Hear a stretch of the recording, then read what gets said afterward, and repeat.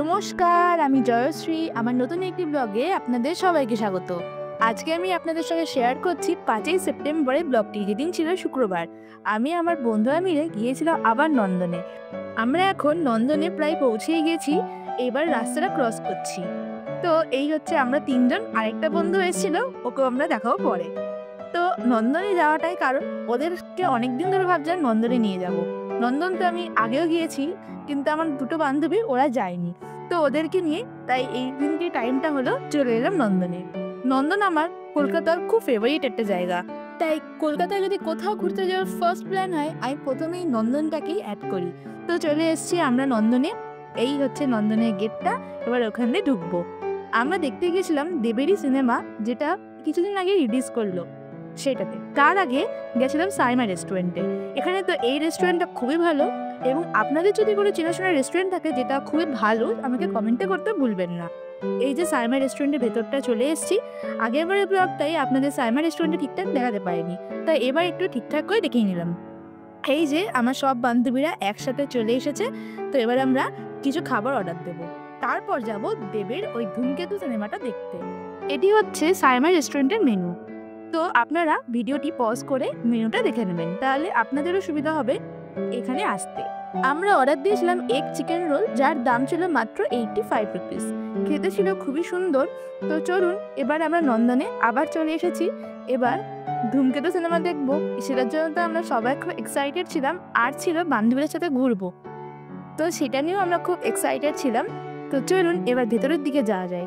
ভেতরে নাকি প্রচন্ড পরিমাণ লাইন পড়েছিল সেই দিনকে, দেখতে পাচ্ছেন ওইদিকে কত লোকজন লাইন দিয়ে দাঁড়িয়ে। তো চলুন আপনাদেরকেও নিয়ে যাই। আপনারা কে কে নন্দনে গিয়ে বা অন্য কোনো সিনেমা হলেই এই ধূমকেতু সিনেমাটা দেখলেন, আমাকে কমেন্টে বলতেই পারেন যে আপনাদের কেমন লেগেছে। আজকে আমরা এসেছি ধূমকেতু দেখতে। ধূমকেতুটা লাইন পড়েছে, আর কি বলবো। লাইনটা প্রায় আমরা অনেকটাই পার করে ফেলেছি।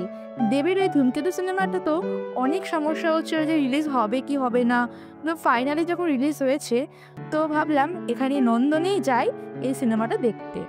আর দেব তো আমাদের ছোটোবেলাকারই ক্রাশ, তো ক্রাশের সিনেমা যদি এরকম নন্দনে এসে সিনেমা হলে দেখা যায়, তাহলে তো মজাই একেবারে আত্মহারা হয়ে যাবে দেব ফ্যানরা। তোমরা কে কে দেবের সিনেমা দেখতে বা দেবকে পছন্দ করো, বা ছোটবেলার কে তোমাদের দেব ক্রাশ ছিল, সেটা আমাকে কমেন্টে বলতে পারো। তাহলে আমিও খুব খুশি হব যে দেবের ক্রাশ আমি ছাড়াও আরও অনেকেও আছে। আমি জানি আমাদের ওয়েস্ট বেঙ্গলের মধ্যে দেবের ক্রাশ অনেক আছে, এবং অনেকেই এই দেবের জন্যই এই সিনেমাটা দেখতে যায়, তার মধ্যে দেব ও শুভশ্রীর জুটিকে একসাথে দেখার জন্য। টাইমটা ছিল 1:15, তো প্রায় 1:15 বেজেই গিয়েছিল, আর আমরা খুব ভালো টাইমেই এখানে ঢুকেছি। আর এখন আমাদের জাতীয় সঙ্গীত চলছে, তাই সবাই মিলে দাঁড়িয়ে জাতীয় সঙ্গীতটাকে আমরা শুনছি, এবং মাঝে আপনাদেরকে একটু ভিডিও দেখাচ্ছি। এই যে এই সিনেমাটার আপনাদের কেমন লেগেছে আমাকে কমেন্টে বলতেই পারেন। এরকম দেব আর শুভশ্রী জুটি একসাথে দেখতে আমাদের তো খুব ভালো লেগেছে সিনেমাটা। আর আপনাদের কেমন লাগলো কমেন্টে বলবেন আমাকে। খুব ভালো ছিল সিনেমাটা। ছোটবেলায় আমরা বড় হয়েছি দেব শুভশ্রী, দেব কোয়েল আর জিৎ কোয়েলের সিনেমা দেখে। তো এইরকম সিনেমা পর্দায় দেখে একেবারে আমাদের ছোটবেলাকার স্মৃতি চালনা করার একটা সুযোগ করে দেয়। তোমরা কমেন্টে বলো তোমাদের কোন জুটিটা সব থেকে বেশি ভালো লাগতো। আমার তো এই 3টে জুটি খুব বেশি ভালো লাগতো, মানে খুবই বেশি। এদের নিয়ে আমাদের চাইল্ডহুড শুরু হয়েছিল, এদের জুটিগুলো দেখে। সিনেমা দেখা তো হয়ে গেল, এবার বাইরেটা একটু ঘুরবো। বাইরেটা তো খুবই সুন্দর লাগে, আর এই জায়গাটায় ছবিগুলো খুব সুন্দর আসে, তাই এখানে কয়েকটা ভিডিও শ্যুট করছিলাম, এবং বান্ধবীদের সাথে অনেক ছবি তুলছিলাম এরকম ভিডিওগুলো, তাই ভাবলাম তোমাদের সাথেও শেয়ার করি। আমরা সেদিনকে খুব সুন্দর ঘুরেছিলাম, এত সুন্দর সিনেমাটা দেখেছি। আর ওয়েদারটাও ছিল খুব সুন্দর, না খুব রোদ ছিল, ছিল মেঘলা মতো, আর হাওয়াও দিচ্ছিল, তাই আমি ভাবলাম তোমাদের পুরোটা ঘুরিয়ে ঘুরিয়ে দেখাবো। এই দিকটাও কিন্তু খুব সুন্দর, এত সুন্দর এই জায়গাটা। আর এখানেও কিন্তু খুব সুন্দর সুন্দর ছবি ওঠে। তোমরা নন্দনে গেলে এই জায়গাটায় কিন্তু ছবি তুলতে পারো, এত সুন্দর ছবি ওঠে না। আমিও এখানে অনেক কটা ছবি তুলেছি।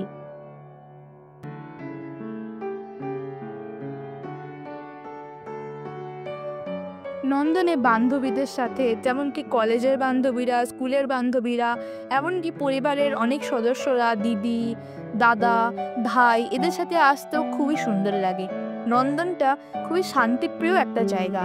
এখানে এত সুন্দর সুন্দর ছবি, নাটক সব দেখা যায়, যেন প্রাণটা জুড়িয়ে আসে। আর যেদিনকে আমরা নন্দনে গিয়েছিলাম সেই দিন নন্দনে চলছিল এক রকমের বুক ফেয়ারের মতো।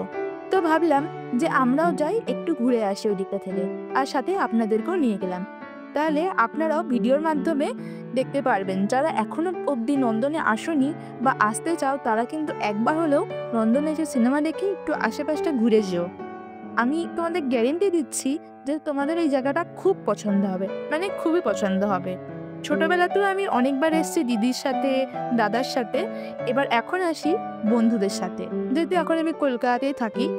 তো নন্দন আমার খুব ফেভারিট একটা জায়গা। তো খুব সুন্দর ঘুরলাম নন্দনে, সন্ধ্যেও বেশ নাম ছিল। তো এবার বাড়ি ফেরার পালা। যেহেতু সেদিনকে আমরা কৃষ্ণনগর যাব, তাই এবার গাড়িতে উঠে পড়েছি। আজকের ভিডিওটা যদি ভালো লাগে তাহলে অবশ্যই লাইক, কমেন্ট, সাবস্ক্রাইব আর শেয়ার করতে ভুলবেন না। ফেসবুক পেজ থেকে দেখলে পেজটি ফলো করে নেওয়ার অনুরোধ রইল। আবার আসবো নতুন একটি ভিডিও নিয়ে আপনাদের সামনে। আর আপনাদের যদি এরকম ভিডিওগুলি ভালো লাগে আমাকে কমেন্টে বলতেই পারেন, তাহলে আমি এরকম ভিডিও আরও আনবো।